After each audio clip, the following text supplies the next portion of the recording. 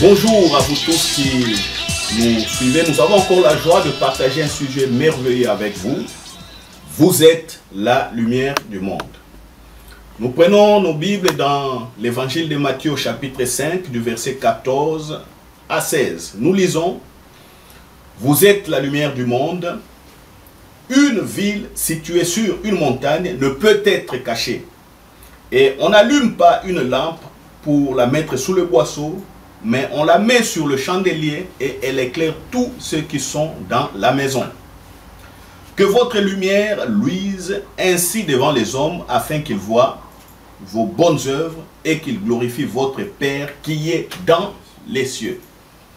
Voici les paroles de Jésus à ceux qui l'écoutaient et à ceux qui l'écoutent encore aujourd'hui. Pourquoi Jésus a-t-il utilisé cette image sur la lumière? C'est parce qu'il connaissait toutes les vertus liées à la découverte de la lumière et à ses applications.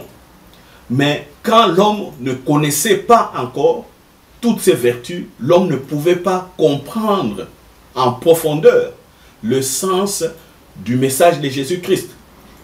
C'est pourquoi nous allons voir un peu quelques vertus liées à la lumière. La lumière nous sert d'abord pour éclairer, pour l'éclairage.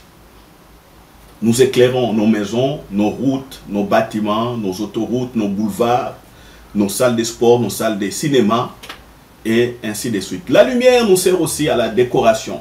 Regardez comment toutes les chaînes de télévision utilisent la lumière pour accrocher notre attention. Regardez comment les magasins exploitent la lumière pour vendre tous leurs produits. Essayez un peu de réfléchir. Vous verrez que dans ce que vous achetez, il y a aussi un produit qu'on appelle lumière.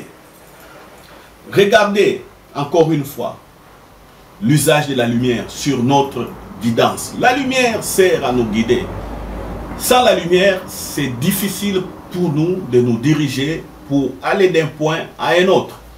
N'est-ce pas que la nuit, quand il fait noir, les automobilistes sont priés d'allumer le phare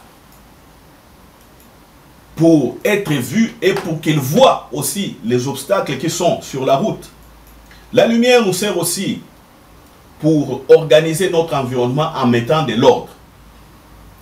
L'exemple le plus simple, c'est le feu de signalisation sur nos routes. La lumière sert aussi à soigner dans les hôpitaux. C'est cette science qu'on appelle la photothérapie ou la luminothérapie.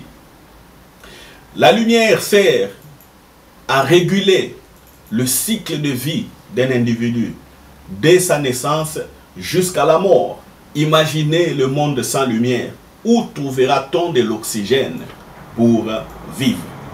Cet oxygène qui est dégagé par ce qu'on appelle la réaction de photosynthèse, donc la lumière qui vient du soleil, est captée au niveau des chlorophylles et par réaction de l'eau et de gaz carbonique qui est dans l'atmosphère, la chlorophylle nous produit de l'oxygène et de la matière organique.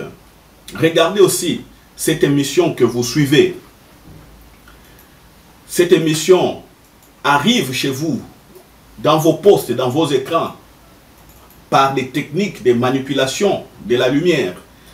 Donc au cinéma, la lumière est utile. En photographie, pour immortaliser aussi nos souvenirs et des événements anciens. Regardez, donc il y a plein d'usages par rapport à la lumière. Et c'est ce que Jésus dit. Vous êtes la lumière du monde. Madame, messieurs, frères et sœurs, vous êtes la lumière du monde. Et Jésus dit, on n'allume pas une lampe pour la mettre sous le boisseau, mais on la met sur le chandelier et elle éclaire tous ceux qui sont dans la maison.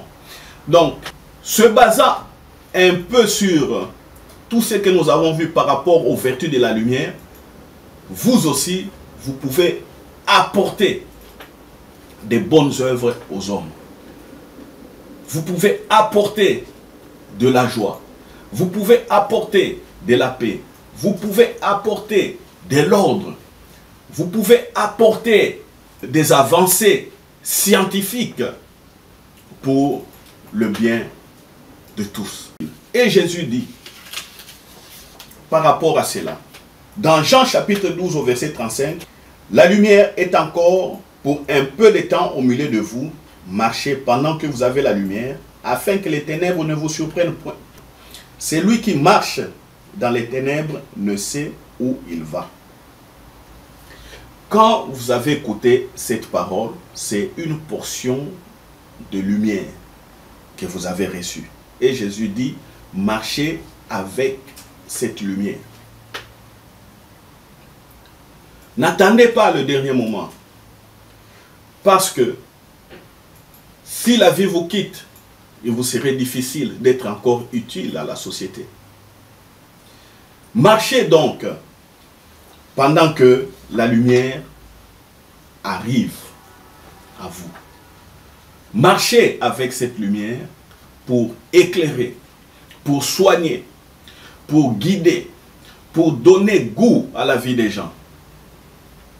Marchez avec cette lumière pour amener la paix là où il y a des troubles, il y a où des guerres. Une fois de plus, la lumière est en vous et la lumière est auprès de vous.